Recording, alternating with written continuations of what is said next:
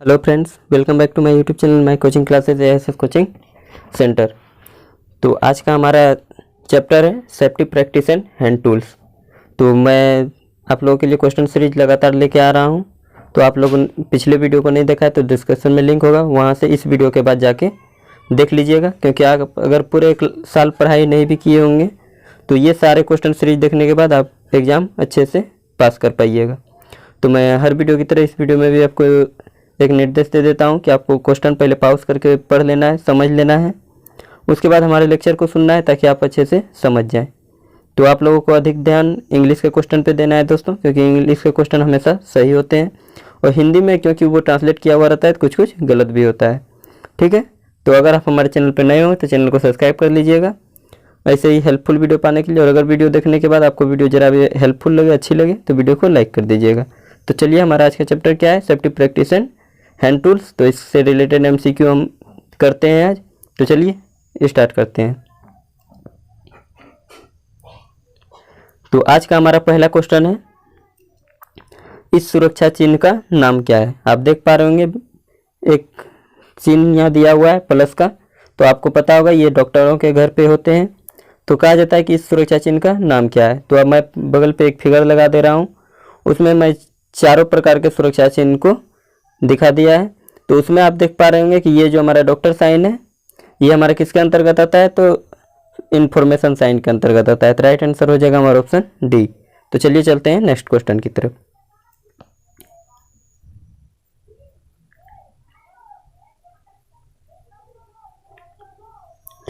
अगला क्वेश्चन है हमारा 2 नंबर का। 2 नंबर में क्या कहता है कि देख सकते हैं यहाँ ये मेरा क्वेश्चन हिंदी में गलत पाया गया है। तो 2 नंबर में कहता है कि हिंदी में कहता है अग्नि का समन क्या है, लेकिन इंग्लिश में आप देख पा रहे होंगे कि अग्नि का समन जो होता है हमारा 3 प्रकार से होता है। मैं फिगर भी बगल पे लगा दे रहा हूँ। एक स्टार्विंग होता है, एक स्मूथरिंग होता है, एक कूलिंग होता है। तो यहाँ क्वेश्चन में इंग्लिश में कहा जा रहा है कि स्मूथरिंग का आपको बताना है, लेकिन हिंदी पे वो नहीं दिया गया है। तो ठीक है, तो आप उसमें देख पा रहे होंगे फिगर में कि स्मूथरिंग में क्या होता है कि हम उसको फोम या झाग से ढक कर उसके ऑक्सीजन सप्लाई को काट देते हैं। तो यहाँ पे हमारा राइट आंसर क्या होगा, तो आप देख पा रहे हैं कि राइट आंसर हमारा ऑप्शन डी होगा, अग्नि की ऑक्सीजन की आपूर्ति से अलग करना। तो क्वेश्चन आप अच्छे से पढ़ लीजिएगा और उसके बाद आंसर याद कर लीजिएगा। तो चलिए चलते हैं अगले क्वेश्चन की तरफ। तो नेक्स्ट क्वेश्चन है हमारा, निम्न में से भौतिक हानि क्या है, which is the physical hazard. तो फिजिकल हजार्ड हमारा दोस्तों वाइब्रेशन होता है, कंपन। ठीक है, तो हमारा राइट आंसर हो जाएगा ऑप्शन बी, वाइब्रेशन। तो चलिए चलते हैं नेक्स्ट क्वेश्चन की तरफ। अगला क्वेश्चन है हमारा 4 नंबर का। ठीक है, तो 4 नंबर में क्या कहा जाता है, which is the correct sequence of operation to be performed when using the fire extinguisher. तो कहा जाता है कि हमारा जो अग्निशमक है उसको यूज करने का तरीका क्या है। तो मैं बगल पे एक फिगर लगा दे रहा हूँ, उसे भी आप पढ़ लीजिएगा। तो उसमें देखिए क्या कहा गया है, उसको याद रखने का एक आसान तरीका है पास। ठीक है, आप देख पा रहे होंगे वहाँ लिखा होगा PASS, पास। पास मतलब क्या होता है कि P फॉर होता है पुल और A फॉर होता है एम, S फॉर सीक्वेंस और S फॉर स्वीप। ठीक है, तो आप यहाँ पे ऑप्शन पे देख पा रहे होंगे किसमें है, यहाँ पे पुल, एम, सीक्वेंस, स्वीप। तो यही हमारा राइट आंसर हो जाएगा। हिंदी में खींचना, निशान लगाना, दबाना, उसके बाद घुमाना। तो आप फिगर पे अच्छे से लिखा हुआ है उसे आप पढ़ लीजिएगा और अच्छे से याद कर लीजिएगा। तो चलिए चलते हैं नेक्स्ट क्वेश्चन की तरफ।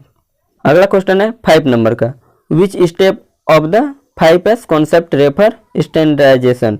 ठीक है, तो मैं फिर से बगल पे एक फिगर लगा दे रहा हूँ जिसमें से मैं 5S के सारे भाग को लिखा हुआ है, जिसमें से आप देख पा रहे होंगे कि स्टेप 1 में है सेरी, जिसे कहा जाता है sorting out.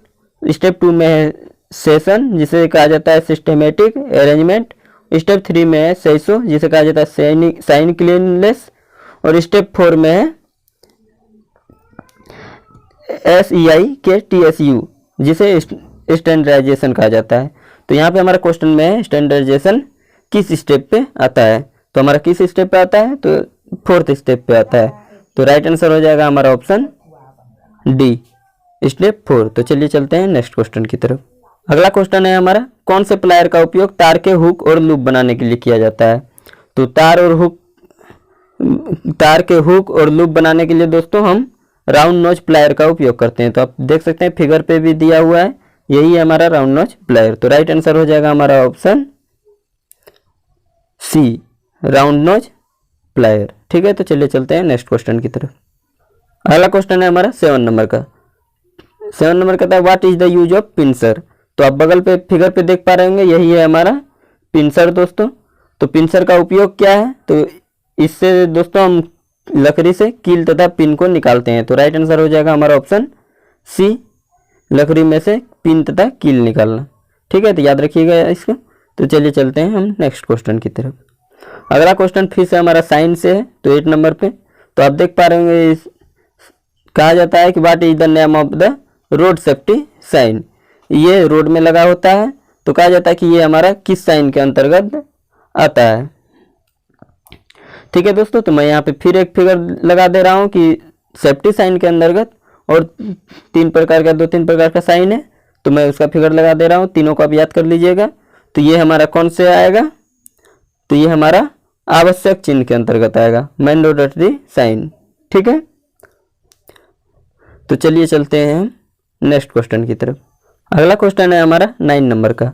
What is the background colour of warning sign in the basic category. ठीक है, तो आपको मैं फिर से फिगर लगा दे रहा हूँ। इसमें कहा गया है कि हमारा वार्निंग साइन जो है उसके बैकग्राउंड कलर क्या होता है। तो आप देख पा रहे होंगे उसमें हमारा वार्निंग साइन का बैकग्राउंड कलर कौन सा है, तो येलो कलर है। तो राइट आंसर है हमारा ऑप्शन सी। तो चलिए चलते हैं नेक्स्ट क्वेश्चन की तरफ। अगला क्वेश्चन है 10 नंबर का। 10 नंबर में क्या कहा जाता है कि विच type of fire is used for fire on electric equipment. कहा जाता है कि हमारा इलेक्ट्रिक इक्विपमेंट में अगर आग लग जाए तो उसमें हम कौन सा अग्निशमक प्रयोग करते हैं। तो हर चीज़ के लिए अलग अलग होता है दोस्तों। तो इलेक्ट्रिक के लिए हमारा जो अग्निशमन यूज होता है वो हेलोन टाइप का होता है। तो राइट आंसर है ऑप्शन ए, हेलोन टाइप अग्निशमन। ठीक है, तो चलिए चलते हैं नेक्स्ट क्वेश्चन की तरफ। अगला क्वेश्चन है हमारा 11 नंबर का। 11 नंबर क्या कहता है कि which is the waste disposal method that produced heat. ठीक है, कहा जाता है कि कौन सा निपटान विधि है जो कि गर्मी पैदा करता है। तो गर्मी पैदा दोस्तों हमारा भस्मीकरण करेगा। भस्मीकरण से हम अगर कुछ करेंगे तो वो हमारा गर्मी पैदा करेगा। तो राइट आंसर है हमारा ऑप्शन सी। तो याद रखिएगा इसको, राइट आंसर ऑप्शन सी। तो चलिए चलते हैं नेक्स्ट क्वेश्चन की तरफ। अगला क्वेश्चन है हमारा 12 नंबर का। 12 नंबर में क्या कहा जाता है which personal protective equipment PPE is used for protection from firms. तो इससे दोस्तों हम 2 क्वेश्चन बता देते हैं। इससे आपका एक क्वेश्चन ये भी बन सकता है कि PPE का फुल फॉर्म क्या है। ठीक है, तो PPE का फुल फॉर्म क्या है, तो पर्सनल प्रोटेक्टिव इक्विपमेंट, इसको याद रखिएगा। ठीक है, तो इसमें क्वेश्चन में कहा जाता है कि हम धुएं से सुरक्षा के लिए किस प्रकार का PPE प्रयोग करेंगे। तो धुआं अगर कहीं हो दोस्तों तो आपको पता है कि वहाँ हम क्या करते हैं, अपने नाकों पे कवच लगाते हैं। तो राइट आंसर जो हमारा हो जाएगा ऑप्शन डी, नोज मास्क। ठीक है, तो चलिए चलते हैं नेक्स्ट क्वेश्चन की तरफ। अगला क्वेश्चन है हमारा 13 नंबर का। 13 नंबर में क्या है, what is the full form of BIS। तो BIS का फुल फॉर्म होता है दोस्तों ब्यूरो ऑफ इंडियन स्टैंडर्ड। तो इसको आप याद रखिएगा। तो राइट आंसर इज हमारा ऑप्शन बी। तो चलिए चलते हैं नेक्स्ट क्वेश्चन की तरफ। और अगर दोस्तों आप लोग को वीडियो अच्छी लग रही हो तो वीडियो को लाइक कर लीजिएगा और चैनल को सब्सक्राइब करके बगल के बेल आइकन को ऑल पे दबा लीजिएगा ताकि मैं जब भी वीडियो लेके आऊँ तब तक पहुँचे सबसे पहले। तो चलिए अगला क्वेश्चन है हमारा 14 नंबर का। 14 नंबर क्या कहता है कि which method is use to lift and move heavy loads. कहा जाता है कि भारी भरकम सामान उठाने के लिए हम किस मेथड का प्रयोग करेंगे। तो ऑप्शन ए है हमारा विंच, तो ये नहीं होगा। चलिए देखते हैं आगे का कोई ऑप्शन। तो ये रहा ऑप्शन बी हमारा है क्रेन और स्लिंग। तो ये हमारा राइट आंसर होगा क्योंकि भारी भरकम सामान उठाने के लिए दोस्तों हम क्रेन का प्रयोग करते हैं। आपने क्रेन कभी देखा होगा। तो चलिए चलते हैं हम नेक्स्ट क्वेश्चन की तरफ। अगला क्वेश्चन है हमारा फिर से what is the starving in explosive of fire. आग बुझाने में स्टार्विंग क्या है। तो उस बार दोस्तों पिछले क्वेश्चन में हमने देखा था कि वहाँ पे हमारा स्मूथरिंग था। तो स्मूथरिंग में क्या था कि उसको ऑक्सीजन की आपूर्ति से अलग कर रहे थे, लेकिन यहाँ पे हमारा क्या है, स्टार्विंग है। ठीक है, तो स्टार्विंग में क्या होता है, तो मैं फिर से इमेज लगा दे रहा हूँ, तो आप उसको फिर से पढ़ लीजिएगा। तो स्टार्विंग पे आप देख पा रहे हैं कि क्या है, ईंधन को अलग करके आग को हम बुझाते हैं। तो यहाँ पे हम ऑप्शन देख लेते हैं। ऑप्शन ए है अग्नि में ईंधन मिलाना, तो ये हमारा नहीं होगा, उसमें मिलाएंगे तो हमारा आग बढ़ेगा। दूसरा ऑप्शन है using water to cool the fire करना, अग्नि से ईंधन अलग करना। ठीक है दोस्तों, तो यहाँ पे देख सकते हैं आप ऑप्शन बी पे है, इंग्लिश पे दिया हुआ है using water to cool the fire, Hindi में अग्नि से ईंधन अलग करना। तो हिंदी में अग्नि से ईंधन अलग करना है दोस्तों, तो हिंदी आपको मैंने पहले भी बोला था कि ट्रांसलेट किया हुआ रहता है तो वो गलत भी होता है। तो इंग्लिश में क्या कहा जा रहा है कि using water of the cool, तो पानी के द्वारा प्रयोग करके हम आग को बुझाते हैं, उसको हम कूलिंग मेथड कहते हैं। तो ये भी हमारा राइट आंसर नहीं होगा। हिंदी में मिल रहा था दोस्तों, लेकिन ये हमारा हिंदी गलत है। ठीक है, तो ऑप्शन सी में है removing fuel element from the fire, तो ये हमारा राइट आंसर होगा। हिंदी में दोस्तों इसका जल का उपयोग करके तापमान कम करना है, लेकिन इसका भी हिंदी गलत है। ठीक है, तो इंग्लिश में इसका राइट आंसर यही होगा, रिमूविंग फ्यूल, फ्यूल मतलब ईंधन होता है, तो ईंधन को हम अलग करके आग को बुझा देंगे, तो स्टार्विंग में यही होता है। तो चलिए चलते हैं नेक्स्ट क्वेश्चन की तरफ। अगला क्वेश्चन है हमारा 16 नंबर का। तो 16 नंबर में क्या है कि एक हमारा फिगर दिया हुआ है, जो कि आप देख पा रहे होंगे, ये हमारा फिगर है, पीपीई का नाम बताने बोल रहा है। तो ऐसा फिगर आप देखे होंगे वेल्डिंग दुकानों में, वेल्डिंग करने वाला इसको हाथों पे लेके वेल्डिंग करता है, क्योंकि ये उसे सुरक्षा देता है। तो इसका नाम दोस्तों हैंड स्क्रीन है। ठीक है, तो राइट आंसर हो जाएगा हमारा ऑप्शन डी, हैंड स्क्रीन। तो चलिए चलते हैं नेक्स्ट क्वेश्चन की तरफ। अगला क्वेश्चन है हमारा 17 नंबर का। 17 नंबर क्या कहता है, which disposal method is of waste to save lot of energy, वो कौन सा अपशिष्ट निपटान विधि है जिसमें हमारी बहुत सारी ऊर्जा बचती है। तो दोस्तों हम अगर रिसाइकलिंग करेंगे तो हमारा ऊर्जा बहुत बचेगा। तो राइट आंसर जो हो जाएगा हमारा ऑप्शन बी, पुनः चक्रण। ठीक है, तो चलिए चलते हैं। अगला क्वेश्चन है हमारा 18 नंबर का। 18 नंबर का आ जाता है किस प्रकार के कृत्रिम श्वसन विधि का उपयोग उस पीड़ित के लिए करते हैं जिसकी छाती और पेट पे चोट लगा हो। तो 2-4 विधि होता है दोस्तों कृत्रिम श्वसन विधि, तो उसमें से जिसके छाती और पेट पर चोट लगा हो तो उसके लिए हम कौन सा विधि उपयोग करते हैं, नेल्सन की भुजा ऊपर पीछे दबाव विधि। तो right answer is option D. ठीक है, तो चलिए चलते हैं नेक्स्ट क्वेश्चन। अगला क्वेश्चन है हमारा 19 नंबर का। 19 नंबर क्या कहता है कि किस प्रकार का वैश्विक स्वास्थ्य खतरे के कारण संक्रमण होता है। इंग्लिश में which type of occupation health hazard is cause to infection, तो इन्फेक्शन होता है तो किसके कारण होगा, तो ये हमारा जैविक नुकसान के कारण होगा। तो राइट आंसर हो जाएगा हमारा ऑप्शन बी। तो इसे याद रखिएगा। तो अच्छे से क्वेश्चन आप समझ के पढ़िएगा दोस्तों, और एक बार में नहीं हो तो वीडियो को दोबारा देख लीजिएगा, लेकिन अच्छे से समझ लीजिएगा, तब आप एग्जाम पे अच्छे से सब आंसर दे पाएंगे। तो चलिए चलते हैं नेक्स्ट क्वेश्चन की तरफ। तो अगला क्वेश्चन है इस औजार का क्या उपयोग है। तो इस औजार का फिगर दोस्तों मैंने पहले भी दिखाया था। तो ये हमारा कौन सा औजार है, तो ये हमारा पिंसर है। ठीक है, तो पिंसर का उपयोग मैंने उस बार भी बताया था कि क्या होता है, लकड़ी से कीले तथा पिन निकालना। तो ये हमारा राइट आंसर हो जाएगा ऑप्शन सी, लकड़ी से कीले निकालना। ठीक है, तो चलिए चलते हैं नेक्स्ट क्वेश्चन की तरफ। अगला क्वेश्चन है हमारा 21 का। 21 में दिल के दौरे से पीड़ित व्यक्ति को आप कैसे पहचानेंगे। तो एक व्यक्ति होता है जिसको दिल का दौरा पड़ता है दोस्तों, तो उसको आप कैसे पहचानेंगे। तो दिल का दौरा जिसको पड़ता है दोस्तों, उसके होठों के चारों ओर नीला रंग पड़ जाता है। तो राइट आंसर जो हो जाएगा हमारा ऑप्शन डी, होठों के चारों ओर नीला रंग। तो चलिए चलते हैं नेक्स्ट क्वेश्चन की तरफ। अगला क्वेश्चन में भी दोस्तों एक फिगर दिया हुआ है और कहा गया है इस औजार का क्या नाम है। आप देख पा रहे होंगे ये है हमारा फिगर। तो इस फिगर का नाम दोस्तों डायगोनल कटिंग प्लायर है। ठीक है, तो ये हमारा राइट आंसर ऑप्शन डी हो जाएगा, डायगोनल कटिंग प्लायर। तो चलिए चलते हैं नेक्स्ट क्वेश्चन की तरफ। तो फिगर वाला सब आप दोस्तों याद रखिएगा, क्योंकि एक फिगर से जरूर क्वेश्चन आएगा। तो अगला क्वेश्चन है हमारा 23 का। इसमें क्या कहा गया है कि इस सुरक्षा चिन्ह का क्या नाम है। तो मैं फिर से फिगर लगा दे रहा हूं आप लोगों के लिए साइड पे। तो उस पर आप देख पा रहे होंगे कि इस सुरक्षा चिन्ह का हमारा क्या नाम है।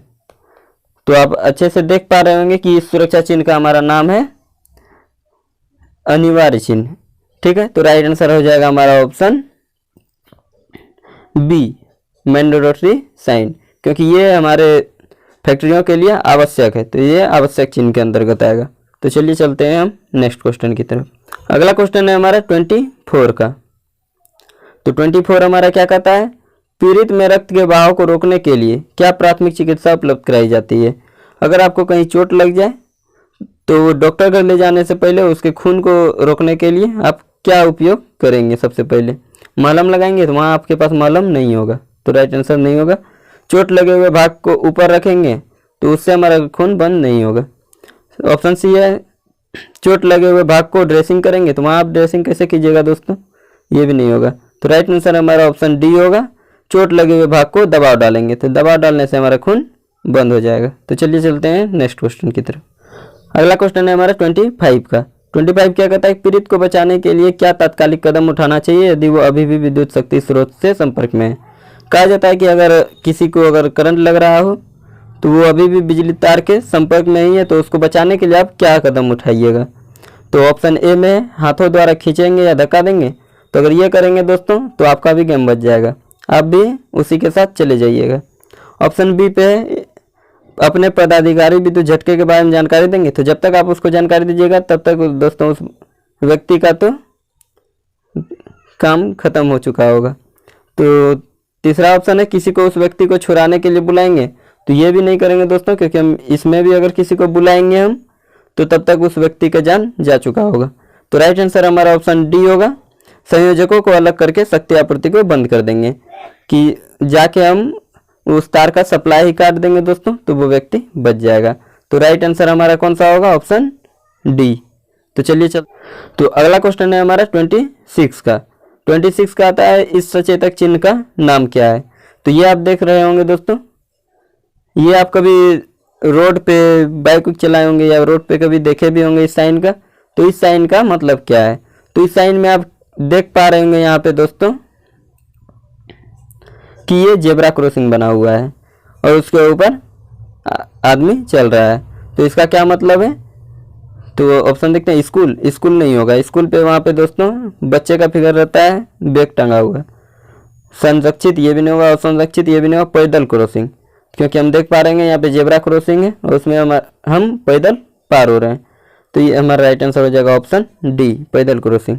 तो चलिए चलते हैं नेक्स्ट क्वेश्चन की तरफ। यदि पीड़ित को सिर पे चोट लगी हो और वो मर रहा हो तो उसके लिए स्वर्णिम घंटा कौन सा होगा। एक दोस्तों किसी पीड़ित व्यक्ति को अगर चोट लग गया हो सर पे तो उसके लिए स्वर्णिम घंटा कौन सा होता है। तो उसके लिए फर्स्ट का 30 मिनट दोस्तों गोल्डन आवर होता है। ठीक है, तो राइट आंसर हमारा ऑप्शन बी, फर्स्ट 30 मिनट होगा। तो चलिए चलते हैं इस वीडियो के लास्ट क्वेश्चन की तरफ। तो लास्ट क्वेश्चन आप देख लीजिए दोस्तों। लास्ट क्वेश्चन है हमारा 28 का। क्या कहता है, पीड़ित की कौन सी स्थिति को कोमा कहा जाता है।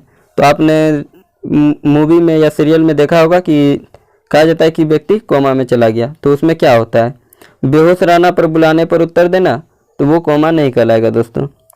दूसरा है होश में रहना पर बुलाने पर उत्तर न देना, ये भी नहीं होता है, वो होश में नहीं होता है। और तीसरा है सांस लेना पर बुलाने पर उत्तर न देना, ये भी नहीं होगा दोस्तों। तो राइट आंसर हमारा ऑप्शन डी होगा, जिसमें क्या कहता है lie totally senseless and do not respond to call, पूरी तरह संवेदनहीन होकर लेटे रहना और बुलाने पर उत्तर ना देना। तो यही हमारा राइट आंसर होगा दोस्तों, क्योंकि कोमा पे व्यक्ति पूरी तरह संवेदनहीन हो जाता है, वो कुछ नहीं सुनेगा, कुछ नहीं करेगा और बुलाने पर भी उत्तर नहीं देगा। तो चलिए आज का हमारा सारा क्वेश्चन खत्म हो चुका है। तो आप एक बार में अगर नहीं समझ पाए तो वीडियो को दोबारा देख लीजिएगा और अच्छे से समझ लीजिएगा, उसके बाद एग्जाम देने जाइएगा दोस्तों। तो इलेक्ट्रिशियन की जिम्मेदारी हम लेते हैं, आपको पास करा देंगे, हमारा सारे वीडियो अगर देख लीजिएगा तो। ठीक है, तो डिस्क्रिप्शन में और भी लिंक है, उसे भी जाके आप देख लीजिएगा। और अगर वीडियो अगर अच्छी लगी हो तो वीडियो को लाइक कर दीजिएगा, और अभी भी चैनल को सब्सक्राइब नहीं किए हैं तो चैनल को सब्सक्राइब कर लीजिएगा और बगल के बेल आइकन को दबा लीजिएगा। तो चलिए मिलते हैं एक नेक्स्ट वीडियो के साथ कल। Bye bye.